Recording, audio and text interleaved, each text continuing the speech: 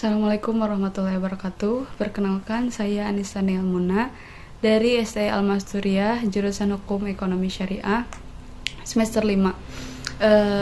Pada kesempatan kali ini, izinkan saya untuk mempresentasikan telaah skripsi dan jurnal yang telah saya baca dari beberapa jurnal dan skripsi. Saya di sini memilih tema jual beli online. Oke, langsung saja. Yang pertama, kita ke bagian skripsi dulu. Skripsi pertama dari A. Nurul Izzah B. Yang berjudul Praktek Bai Assalam dalam Transaksi Jual Beli Online, Studi pada Konsumen Makassar Dagang tahun 2019 di Universitas Islam Negeri Alauddin Makassar. Nah, penelitian ini dilakukan di Samata, Goa, Makassar dengan metode penelitian kualitatif. Di sini saya akan telah menelaah hasil temuan dan hasil bahasannya. Hasil temuannya yaitu bahwa dalam praktek Bai Assalam telah sesuai pada prinsip Bai Assalam, yaitu sesuai rukun dan syarat yang telah terpenuhi. Adapun dalam prakteknya tidak sesuai dengan prinsip syariat, yaitu terjadi penipuan, goror, dan jual beli dropshipping, seperti adanya penjual, pembeli barang dan ijab kabul. Adapun yang tidak sesuai dengan segi barang yang datang dengan spesifikasi barang dan waktunya terkadang tidak sesuai perjanjian awal pesanan.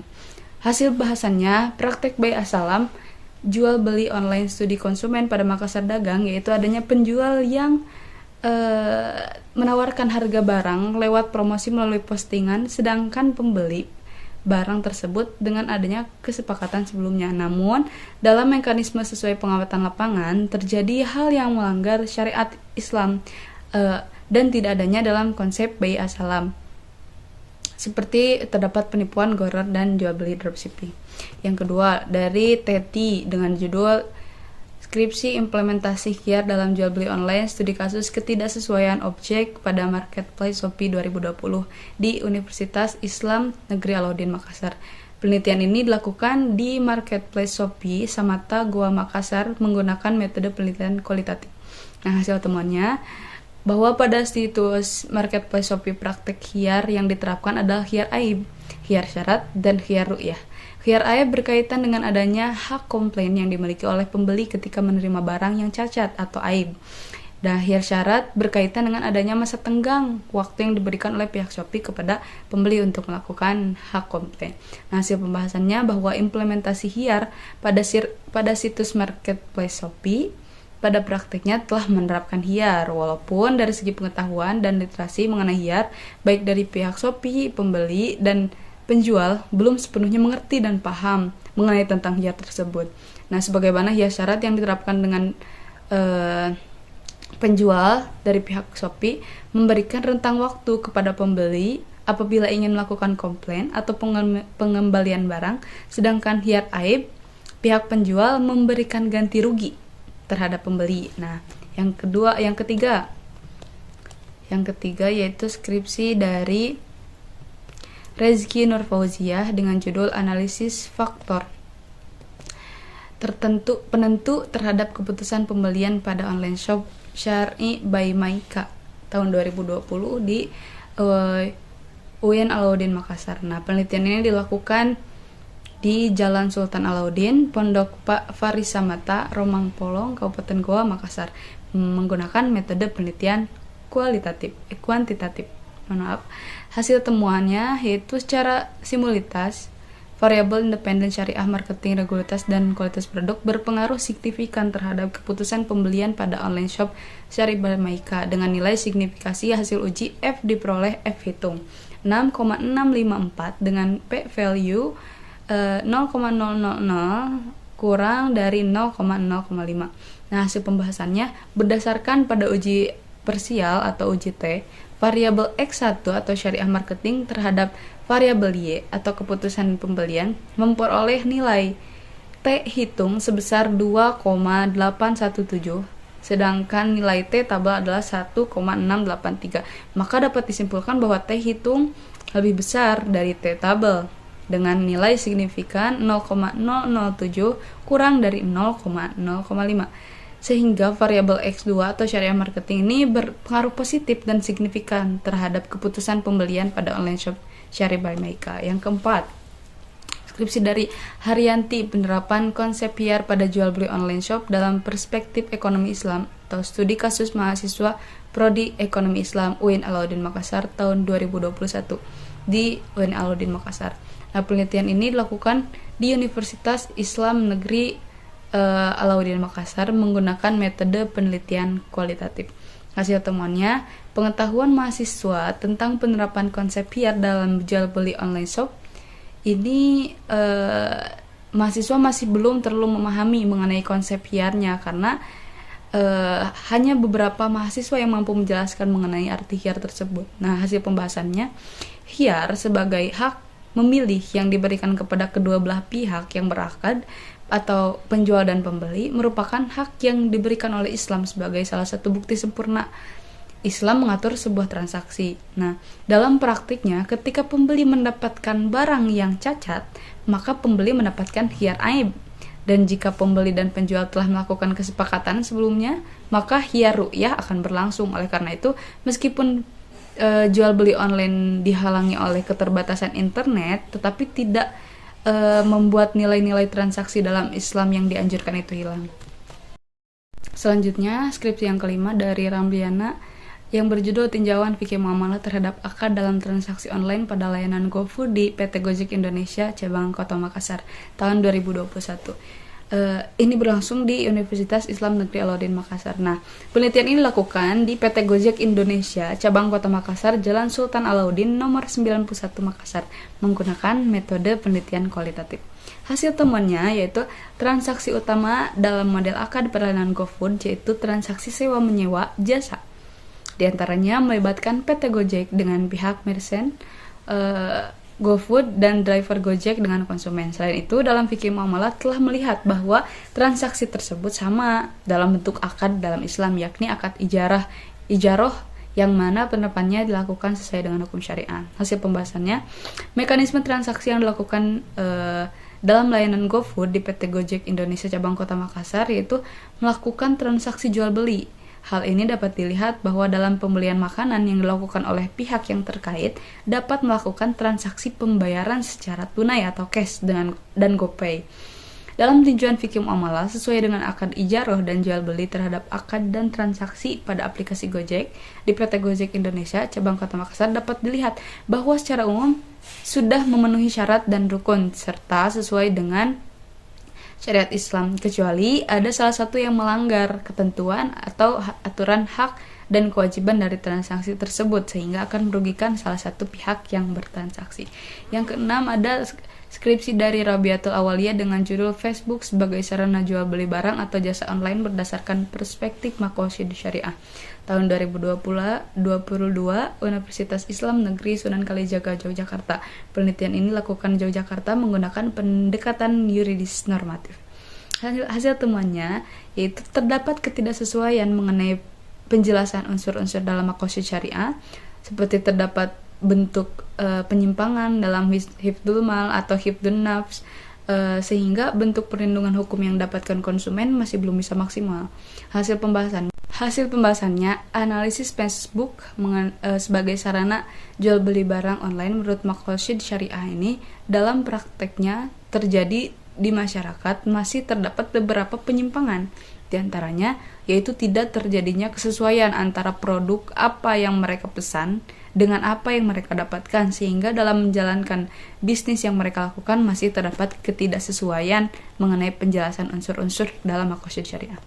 Yang ketujuh, skripsi dari Vina Nopitasari dengan judul Perjanjian Kemitraan antara PT Shopee Internasional Indonesia dengan mitra pengemudi pada layanan Shopee Food di Yogyakarta.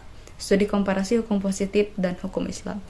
Universitas Islam Negeri Sultan Kalijaga Yogyakarta. Penelitian ini dilakukan di PT Shopee Food Yogyakarta menggunakan metode penelitian lapangan atau field research. Nah, hasil temuannya, pelaksanaan perjanjian kemitraan atau akad syirkah pada layanan Shopee Food di Yogyakarta dituangkan dalam bentuk kontrak elektronik yang membuat perjanjian baku menggunakan sistem bagi hasil dengan presentasi keuntungan 80% pihak mitra pengemudi dan 20% pihak aplikator. Nah, namun dalam kerugian menjadi tanggung jawab penuh mitra pengemudi. Hambatan yang sering terjadi adalah suspend dan pemutusan kemitraan secara sepihak, baik karena pelanggaran kode etik yang disengaja maupun tidak disengaja. Nah, hasil pembahasannya bahwa praktik perjanjian kemitraan antara PT Shopee Internasional Indonesia dengan mitra pengemudi pada layanan Shopee Food Yogyakarta ini dituangkan ke dalam bentuk kontrak elektronik yang memuat perjanjian baku.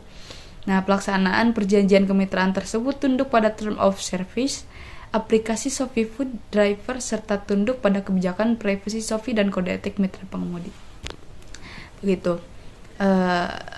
Hambatan dari pelaksanaan perjanjian ini terletak pada pelanggaran kode etik, baik disengaja maupun tidak disengaja, sehingga suspend dan pemutusan kemitraan secara sepihak adalah dua hal yang mengancam kinerja pihak. Nah, yang kedelapan ada Afni Fazilah yang berjudul Praktik Penggunaan Shopee Pinjam pada Marketplace Shopee dalam Perspektif Sosiologi Hukum Islam tahun 2022.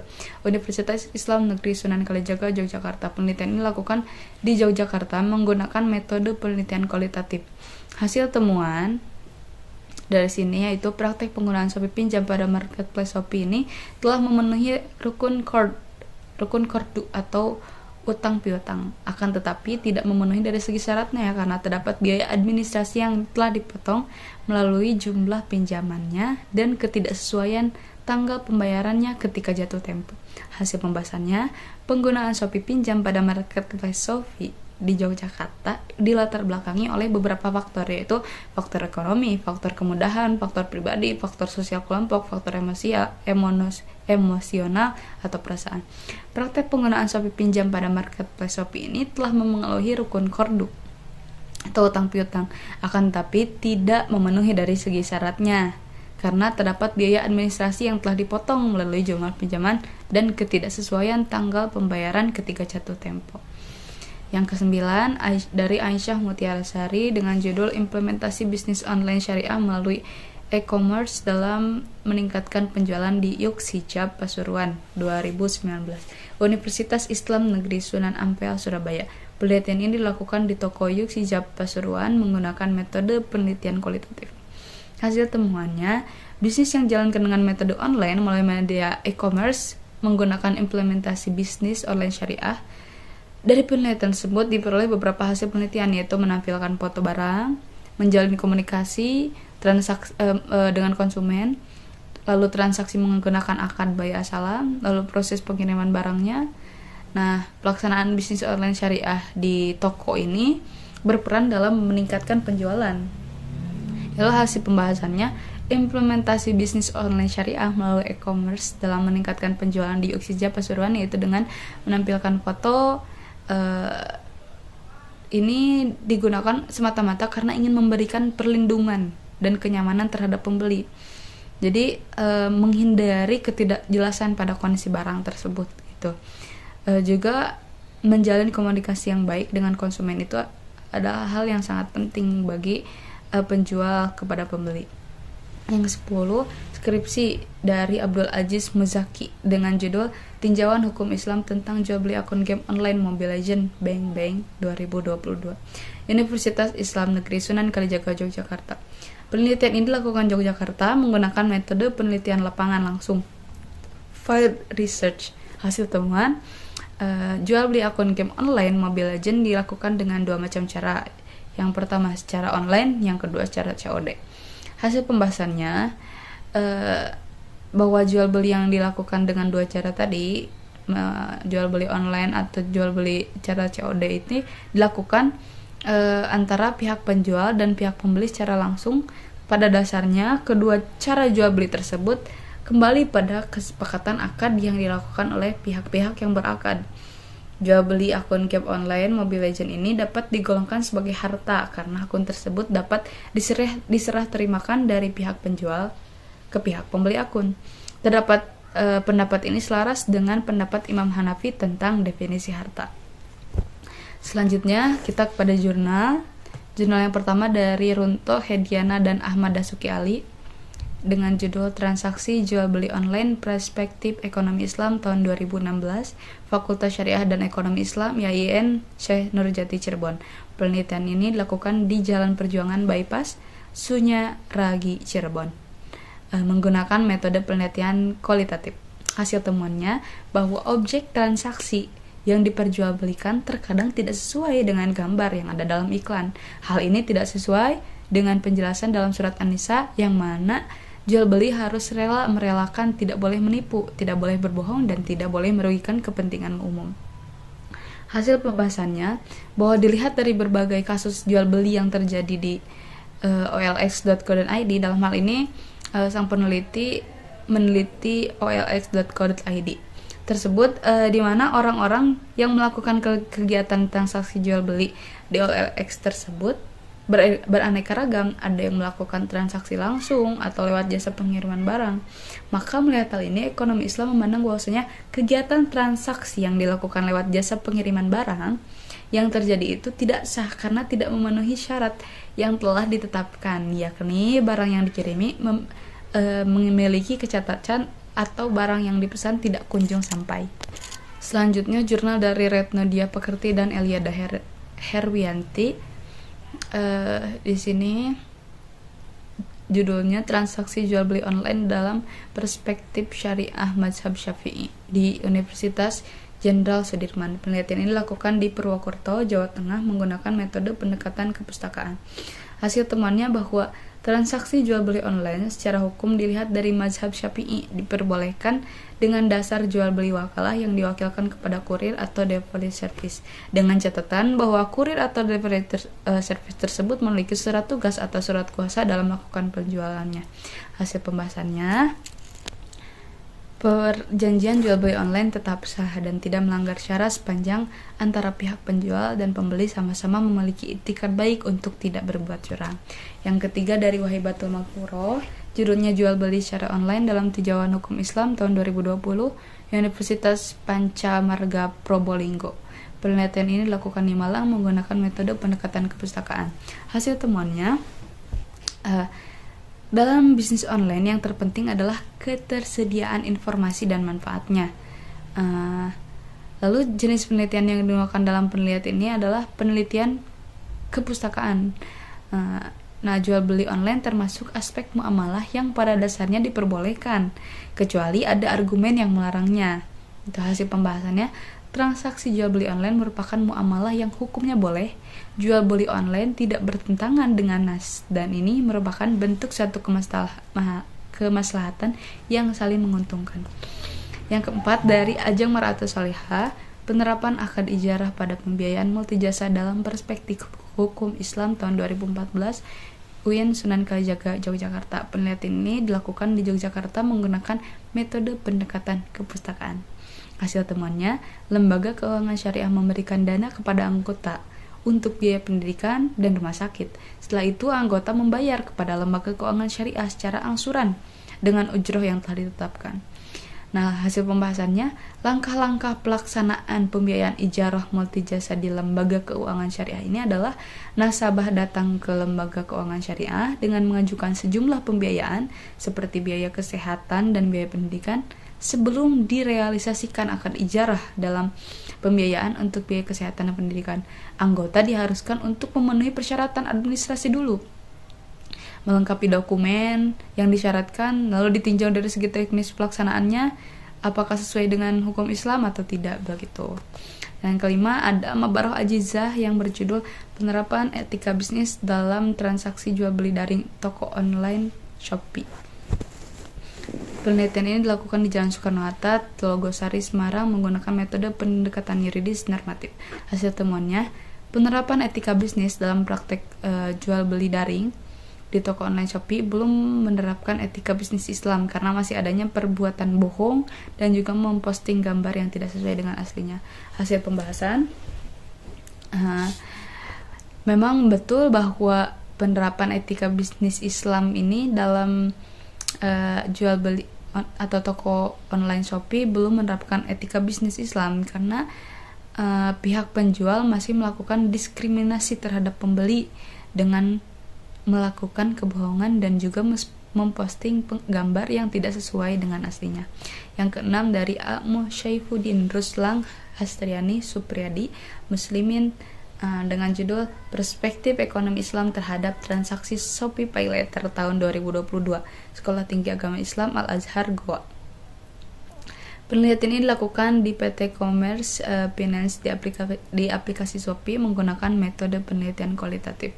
Hasil temuannya bahwa Shopee PayLater yang disediakan oleh pihak Shopee bertujuan untuk mendapatkan keuntungan yang diambil dari pinjaman para pengguna. Nah, hasil pembahasannya, tinjauan ekonomi Islam pada praktik penggunaan transaksi Shopee PayLater belum sesuai dengan tuntutan syariah. Dalam praktik transaksinya, terdapat unsur yang tidak sesuai dengan asas-asas ekonomi Islam, baik dari prinsip ketauhidan, keadilan, saling tolong-menolong, dan maslahat. Yang ketujuh, dari Ismi Budi Praswati, implementasi akad wakalah pada pemesanan makanan melalui GoFood tahun 2020. Institut Agama Islam Negeri IAIN Surakarta. Penelitian ini dilakukan di Soloraya menggunakan metode penelitian kualitatif. Hasil temuannya bahwa transaksi dalam layanan pemesanan makanan melalui GoFood pada aplikasi Gojek ini dari rukun telah sesuai dan sah menurut hukum syariat Islam. Namun pada dinamika di luar, kemungkinan yang terjadi seperti pembatalan pesanan, perbedaan pesanan dengan realita yang diantarkan kepada customer, serta resiko uang parkir ditanggung oleh driver. Nah, syarat serta rukunnya belum memenuhi dikarenakan driver sebagai pihak wakil menanggung lebih banyak resiko di dalamnya. Hasil pembahasan bahwa praktek ketidaksesuaian driver memberikan makanan tetap dianggap sah, dikarenakan driver tetap bertanggung jawab jika customer minta ganti. Sedangkan pembatalan pesanan terus dengan sengaja yang dilakukan sebelum driver membelikan makanan mengakibatkan kerugian bagi driver, maka hal tersebut tidak diperbolehkan. Yang ketujuh, dari Anissa Silpi Kusuma Astuti dan Ria Rahmawati yang berjudul Tinjauan Hukum Islam Terhadap Akad pada aplikasi GoFood di Madiun tahun 2019, Universitas Darussalam Gontor. Penelitian ini dilakukan di Madiun menggunakan metode pendekatan kualitatif. Dalam pelaksanaan akad yang terjadi dalam GoFood ini dibolehkan karena akad yang terjadi tidak sesuai dengan multi akad yang ada di dalamnya. Terdapat riba dan pihak yang dirugikan.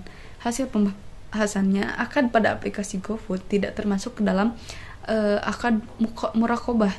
Akad muraqabah ini merupakan gabungan beberapa akad dalam satu transaksi ketika pelaksanaannya dengan mengajukan beberapa syarat.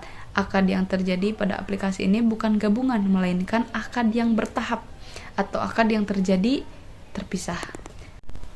Yang kesembilan dari Ria Rahmawati yang berjudul Tinjauan Hukum Islam Terhadap Akad pada Aplikasi GoFood, Studi Kasus di Perusahaan Gojek Cabang Madiun tahun 2019, Universitas Darussalam Gontor. Penelitian ini dilakukan di Madiun menggunakan metode pendekatan kualitatif. Hasil temuannya, dalam pelaksanaan akad yang terjadi dalam GoFood itu dibolehkan karena akad yang terjadi tidak sesuai dengan multi akad yang mana dalamnya terdapat riba, pihak yang dirugikan, atau akad kordo. Hasil pembahasan bahwa akad pada aplikasi GoFood tidak termasuk ke dalam akad muraqabah karena akad ini bukan akad gabungan, melainkan akad yang bertahap yang dilakukan secara terpisah. Yang 10 atau yang terakhir dari jurnal yang saya telah, yaitu dari Sisti Hasna Madinah, Putri Karunyasari, dan Isnaini Rofikoh yang berjudul Analisis Akad Wakalah Bil Ujroh pada Jasa Titip Beli Online dalam Perspektif Kaidah Fikih Ekonomi. Studi kasus pada akun Instagram @justiperopa 777 pada tahun 2019. UIN Sunan Ampel Surabaya. Penelitian ini dilakukan di Surabaya menggunakan metode pendekatan kualitatif. Nah, hasil temuannya di sini yaitu praktik transaksi pada akun ini telah mendekati kesesuaian pada syarat rukun yang ditetapkan berdasarkan akad al-wakalah bil ujroh. Nah, karena pada dasarnya hukum suatu muamalah dibolehkan selagi tidak terdapat hal-hal yang menjadi transaksi muamalah tersebut menjadi haram. Hasil pembahasannya yaitu akad yang terkandung dalam transaksi justip beli online pada akun @justiperopa 777 yaitu akad wakalah dengan upah, yaitu penitip atau pembeli mewakilkan admin penyedia jasa titip beli online untuk mencarikan dan membelikan produk yang diinginkan, lalu diberikan imbalan jasa sesuai dengan kesepakatan kedua belah pihak. Nah, berdasarkan kesimpulan dari berbagai referensi di atas, maka rencana penelitian yang akan saya teliti tentang akad dalam jual beli online dengan judul tinjauan ekonomi syariah terhadap akad transaksi jual beli makanan pada layanan aplikasi Shopee Food di e-commerce Shopee. Nah, dengan menggunakan penelitian kualitatif deskriptif. Demikian presentasi yang telah saya sampaikan. Mohon maaf apabila banyak kekurangan. Wassalamualaikum warahmatullahi wabarakatuh. Terima kasih.